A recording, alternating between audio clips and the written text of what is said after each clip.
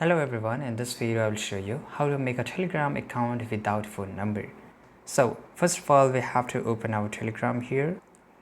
Once you open your Telegram, on the top left side corner you will see the three horizontal lines here, and once you click on here you will get this option of add account. If you don't have an account you will surely get here, and first of all you have to select your country here. So let me just select my country, and once you have selected your country you have to enter your phone code here, so your country code number and then your phone number, right? So as this tutorial is on how to make a Telegram account without using a number, so this is not possible. You have to use some kind of phone number to make this, but I have another solution.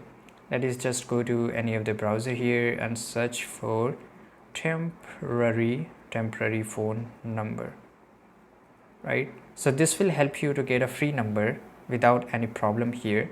So for example, this is a website. This will provide you a free number. As you can see here, this is a number of US. So you don't need to do anything. You have to click on here.